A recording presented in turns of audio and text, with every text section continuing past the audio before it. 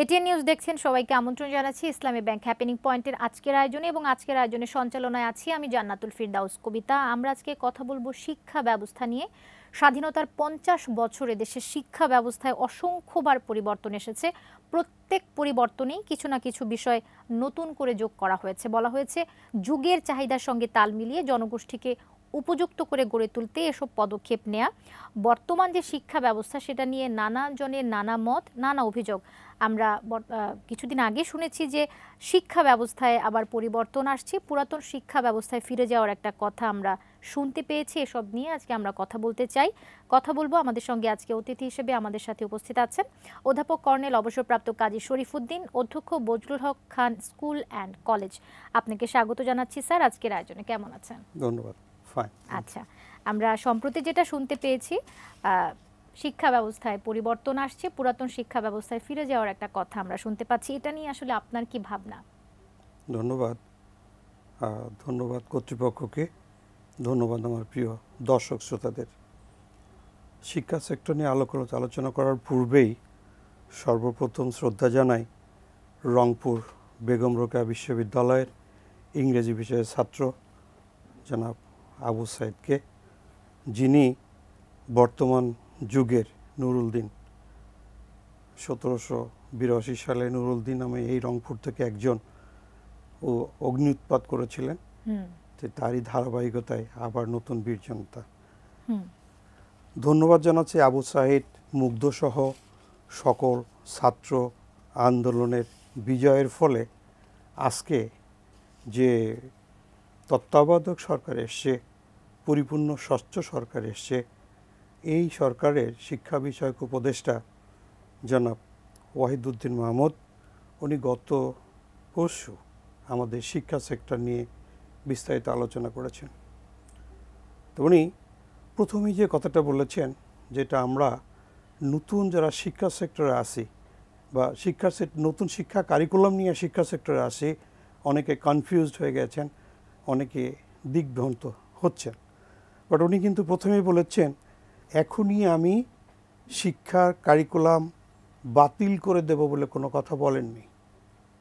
উনি সময় উপযোগী একটা ডিসিশন নিয়েছেন যে শিক্ষা ব্যবস্থা ঘন ঘন পরিবর্তন হয়ে নতুন কারিকুলাম আমাদের সামনে উপস্থিত হয়েছে, এটা আমাদের অভিভাবক, ছাত্রছাত্রী, শিক্ষক, কর্মকর্তা কর্মচারী কেউ মন থেকে মেনে নিতে পারেনি। তার সবচেয়ে বড় প্রতিবন্ধকতা যেটা হচ্ছে সেটা হচ্ছে যে এই শিক্ষা কার্যক্রম বাস্তবায়নযোগ্য নয় বলে প্রতীয়মান হচ্ছে। কারণ মূল্যায়ন পদ্ধতির বিষয়টি প্রশ্নাতীত। একজন ছাত্র পড়ালেখা করেন, পড়ালেখার জন্য সবচেয়ে বড় দরকার এডুকেশন সেক্টরে curriculum. It is the constitution of education sector. একটা দেশে যেমন করে আমাদের সংবিধান আছে, এডুকেশন সেক্টর হচ্ছে কারিকুলাম। আর এই কারিকুলামের প্রধান সহায়ক হচ্ছে পাঠ্যপুস্তক। আর সব কিছু মিলিয়ে জাজমেন্ট করে আমাদের নতুন প্রজন্মকে তৈরি করতে হবে। 4th জেনারেশনের যে রেভুলেশন হয়েছে সেটার উপর বেস করে এআই, আর্টিফিশিয়াল ইন্টেলিজেন্স মূল্যায়ন করে তারপর তাদেরকে আমরা এমন করে গড়ে তুলব যারা আমাদের সমাজে অবদান রাখতে পারে, পরিবারে অবদান রাখতে পারে, জাতিতে অবদান রাখতে পারে, বিশ্বের বুকে দেশের পতাকাকে উন্নত করে রাখতে পারে। দেখুন, এই সেক্টরে 2006 থেকে আমি কাজ করছি। যদিও আমি একজন প্রাক্তন মিলিটারি অফিসার, আমি 2 জন শিক্ষার্থীর বাবা। সো আমি অভিভাবকের দৃষ্টিকোণ থেকে দেখেছি। আমি প্রায় 6.5 বছর একটা কলেজের প্রিন্সিপাল ছিলাম, একটা পাবলিক বিশ্ববিদ্যালয়ের ডিরেক্টর হিসেবে 3.5 বছর, এখন বজলুল হক খান স্কুল অ্যান্ড কলেজের অধ্যক্ষ হিসেবে দায়িত্ব পালন করছি। কলেজটি উত্তরাঞ্চলের পরপর 2 বার শিক্ষা ক্ষেত্রে শ্রেষ্ঠ অবদান রেখেছে, 2023 এবং 24। এই প্রসঙ্গটা কেন বললাম, যে আমার ওখানে বজলুল হক খান স্কুল অ্যান্ড কলেজে যে ছাত্রছাত্রীগুলো পড়ে তারা নিশ্চয়ই সচেতন যদি না হবে তাহলে ওই সেক্টরে শ্রেষ্ঠ হওয়ার কোনো স্কোপ নাই। তা তাদেরকে মূল্যায়ন করে আমি যে পদ্ধতিটা বা যে সিস্টেমটা দেখেছি এটা আমাদের জন্য বড় মর্মদায়ক।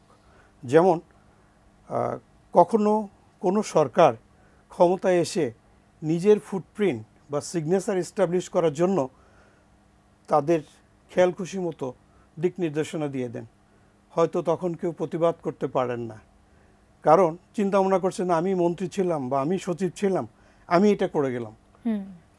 কোনো এক সময় ছিল পরীক্ষা, সাপ্তাহিক পরীক্ষা, মাসিক পরীক্ষা, ষান্মাসিক পরীক্ষা, তারপর ফাইনাল পরীক্ষা, দেন 5-এর বোর্ড এক্সাম, 8-এর board exam, SSC board exam, HSC board exam. ওয়ার্ল্ডের কোথাও কিন্তু হায়ার এডুকেশনের আগে এত পরীক্ষার সম্মুখীন হতে হয় না। এটা কি হয়েছে? এটা হয়েছিল ছাত্রছাত্রী হয়েছিল গিনিপিগ, গার্ডিয়ানদের চলে গিয়েছিল দীর্ঘশ্বাস, কারণ তারা এই পরীক্ষার জন্য যোগান দিতে, অর্থ দিতে হিমশিম খাচ্ছিলেন। আর সোকল কোচিং বিজনেস যারা করেন তাদের ছিল রমরম বাণিজ্য। এটা থেকে নতুন করে আবার যখন নতুন কারিকুলামের ভিতরে এসছে, এখানে আবার বিগ ডিসহারমোনি।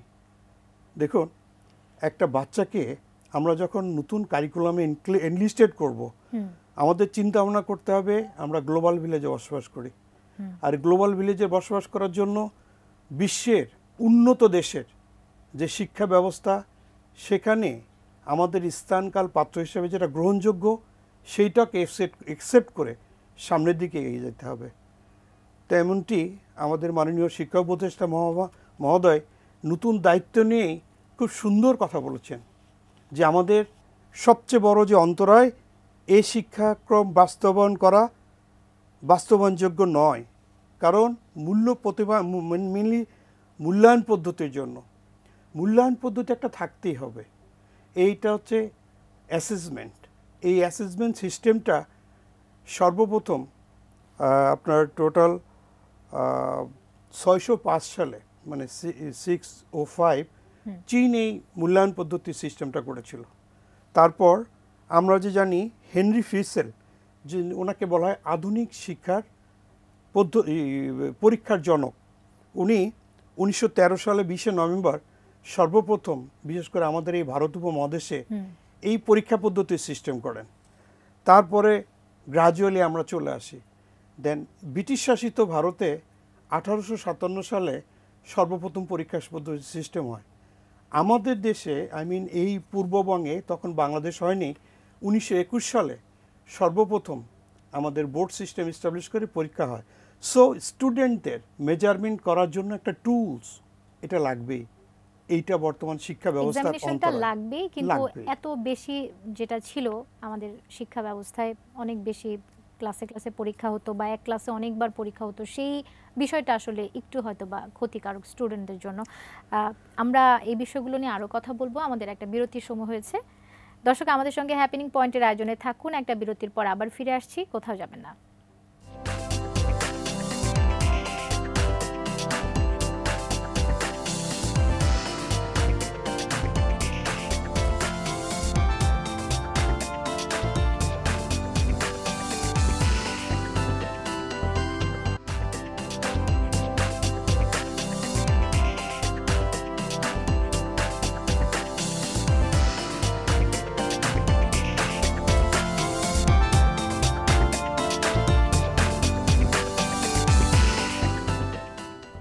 বিরতির পর ফিরে এসে সবাইকে আবারও আমন্ত্রণ জানাচ্ছি হ্যাপেনিং পয়েন্টের আয়োজনে। আপনাদের সাথে আছি আমি জান্নাতুল ফেরদাউস কবিতা, এবং কথা বলছিলাম শিক্ষা পদ্ধতিতে পরিবর্তন আসছে এই বিষয় নিয়ে। এবং কথা বলার জন্য আমাদের সঙ্গে স্টুডিওতে আছেন অধ্যাপক কর্নেল অবসরপ্রাপ্ত কাজী শরীফুদ্দীন, অধ্যক্ষ বজলুল হক খান স্কুল অ্যান্ড কলেজ। স্যার, আপনি যেহেতু দীর্ঘদিন যাবৎ এই পেশার সঙ্গে জড়িত আছেন, পাবলিক বিশ্ববিদ্যালয়ে আপনি প্রায় 4 বছরের মতো পরিচালক হিসেবে ছিলেন। এই যে দীর্ঘদিনের একটা যাত্রা, এই যে নতুন বর্তমান যে শিক্ষা কারিকুলামটা আমাদের যাচ্ছে, এই ব্যবস্থাতে আসলে শিক্ষার্থীদের সাথে তো অনেকটা মেশার আপনাদের সুযোগ হয়েছে। তাদের দিক থেকে আসলে কি রকমের অভিযোগগুলো ছিল, যে তারা কি কি প্রতিবন্ধকতাগুলো ফেস করছে, বা অভিভাবক যারা আছেন তারা আসলে কি কি রকমের অভিযোগ করতেন? ধন্যবাদ। এই সেক্টরের দীর্ঘদিনের অভিজ্ঞতা থেকে আমি বলতে চাই যে আমাদের দেশে প্রায় 3.5 থেকে 4 কোটি হচ্ছে শিক্ষার্থী। তাই সব শিক্ষার্থীদের আমি একটু অ্যাবসলিউটলি আমার নিজস্ব চিন্তাভাবনা থেকে আমি বলছি যে আমরা সন্তান সম্ভব মায়ের গর্ভে যখন সন্তান থাকে, আমি এই শিক্ষার্থীদের আমি এই মায়ের গর্ভের সন্তানের সঙ্গে তুলনা করছি, আর এই দেশটাকে আমি এই মায়ের সঙ্গে তুলনা করছি, সন্তান সম্ভব মায়ের। তা সন্তান সম্ভব মা যখন মায়ের উদরে থাকেন, আমরা যদি ওই মায়ের ট্রিটমেন্টটা ঠিক মতো না করি, তাহলে সুন্দর সন্তান কিন্তু পৃথিবীতে আগমন করতে পারে না। যদি ওভার ট্রিটমেন্ট হয়ে যায়, যে মেডিসিনটা দেওয়ার কথা, যে খাবার দেওয়ার কথা, যেভাবে পরিচর্যা করার কথা, ওটি যদি আমরা সঠিকভাবে পরিচর্যা করতে না পারি, তাহলে ওই বাচ্চাটা কিন্তু অটিস্টিক বাচ্চা হিসেবে পৃথিবীতে আসবে। তাই অটিস্টিক বাচ্চা হিসেবে যখন পৃথিবীতে আসবে, আমার দেশের সম্পদ না হয়ে ওটা আমাদের সমস্যা হিসেবে নতুন করে আসছে, অতিরিক্ত সমস্যা হিসেবে। ঠিক এডুকেশন সেক্টরটাকে আমি ওইভাবেই তুলনা করছি। কো কারিকুলার অ্যাক্টিভিটি যেটা বললাম, curriculum, that is the constitution of institution. তাই শিক্ষাক্ষেত্রের বাইবেল বলেন, সংবিধান বলেন, এই কারিকুলামের সঙ্গে মেইন সাপোর্ট যেটা পাঠ্যপুস্তক, এই পাঠ্যপুস্তকটা হতে হবে দীর্ঘদিন, যেটা আমাদের কন্টিনিউ করতে পারি। আজকে একবার চেঞ্জ করলাম, কালকে একবার চেঞ্জ করলাম। Improvement is a continuous process. আজকে যে টিচার নতুন করে জয়েন করছেন, আজকে যে শিক্ষক চলে যাচ্ছেন, তো চলে যাওয়ার পরে নতুন যে শিক্ষক আসে, পুরাতন পাঠ্যক্রম সম্বন্ধে ধারণা না থাকে, তাহলে কেমন করে হবে? এটা সুইসাইডাল গেম হয়ে যাবে, একটা ভয়াবহ টার্নের দিকে যাচ্ছে। দেখুন, অভিভাবকের পয়েন্ট অফ ভিউ থেকে আমি বলি, কিছু কিছু শিক্ষা আছে পারিবারিক শিক্ষা, কিছু কিছু শিক্ষা আছে সামাজিক শিক্ষা, কিছু কিছু শিক্ষা আছে প্রাতিষ্ঠানিক শিক্ষা। কেমন করে রান্না করতে হবে, খেতে হবে, এটা আমাদের মায়েরাই ভালো জানে, আমাদের বোনেরাই ভালো জানে। বাচ্চারা খেয়ে আসছে, আবার স্কুলে এসে রান্না করছে। আমার এক গার্ডিয়ান এসে আমাকে বলছে, আমার ছেলে কি বিদেশে গিয়ে হোটেলের বাবুর্চি বানাবো না কুক বানাবো। অর্থাৎ প্রাতিষ্ঠানিক শিক্ষা অর্জনের জায়গাটাতে আমরা পারিবারিক শিক্ষা অর্জনের একটা ব্যবস্থা করে দিয়েছে, যে শিক্ষা কার্যক্রমটা চলছে সেখানে। একটা জিনিস, পরিবর্তন অলওয়েজ ওয়েলকাম। তো পরিবর্তনের জন্য কি দরকার? আমাদের মানে প্রয়োজনের তাগিদে পারস্পরিক অবস্থার সঙ্গে খাপ খাওয়া চলতে হবে। যেমন এইটা যে 124 পৃষ্ঠার যে একটা রিসার্চ পেপার করেছিল, পসিবলি আমি পুরো পেপারটা আমি গ্রন্থন করেছি। এখানে যে হয়েছে, বিভিন্ন দেশের কারিকুলাম থেকে আমাদের এখানে ইনসার্ট করতে গিয়ে ওই ভাষান্তর শব্দের কিছু মিশ্র প্রতিক্রিয়ায় এমনভাবে বিভ্রান্ত ছড়িয়েছে, সেখানে আমাদের গার্ডিয়ানরাও কনফিউজ, স্টুডেন্টরা স্তম্ভিত, আর টিচার যারা আমাদের পড়াবেন এরা মানে টোটাল আমি বলবো না যে তারা এই মুহূর্তে অস্বস্তি ফিল করছে। কারণ সকালে একটা পড়াচ্ছে, বিকেলে একটা পড়াচ্ছে, সকালে এক ধরনের দিক নির্দেশনা, বিকেলে এক দর্শন। এটার জন্য দরকার টু কনসার্ন পারসন, যারা এই সেক্টর নিয়ে ডিল করেন, সেই উপদেষ্টা মহোদয়, সেই সচিব মহোদয়, সেই মাউসি, সেই শিক্ষা বোর্ড এবং আমার শিক্ষকদের আগে শিক্ষিত করতে হবে। But it is not that যে সবাইকে একই সাথে শিক্ষক করা যাবে। শিক্ষকতা পেশাটাকে এগিয়ে আসতে হবে সবার সামনে। যেমন করে বিসিএস অ্যাডমিন পেশারে চাকরি করার জন্য মানুষ পাগল, যেমন করে আর্মি, নেভি, এয়ারফোর্স অফিসারের জন্য মানুষ পাগল, ঠিক এমনি করে এই শিক্ষা সেক্টরের শিক্ষকদের এমন করে ইনসেন্টিভ দিতে হবে, এমন করে ইস্টাবলিশ করতে হবে, যাতে বেস্ট পসিবল স্টুডেন্ট যারা, তারা এই পেশাকে নিজস্ব আত্মস্থ করার জন্য, এই পেশা আগমনের জন্য পাগল হয়ে যায়। এবং আমরা কিন্তু বরাবরই একটা জিনিস দেখি যে শিক্ষার মান নিয়ে আমরা কথা বলছি, শিক্ষকদের মান উন্নয়নের ক্ষেত্রে কি আমরা খুব বেশি এগিয়ে যেতে পেরেছি, বা শিক্ষার মান যতটা আমাদের জন্য ভালো হওয়া জরুরি, শিক্ষকদের মান উন্নয়নটা তো আমাদের জন্য ঠিক ততটাই জরুরি। আপনি কি মনে করেন? দেখুন, শিক্ষকদের মান উন্নতি করতে হলে প্রশিক্ষণ লাগবে। প্রশিক্ষণ, without training nobody become perfect. I was A civil person, training দিয়ে প্রশিক্ষণ করে আমি সেনাবাহিনীর অফিসার হয়েছিলাম।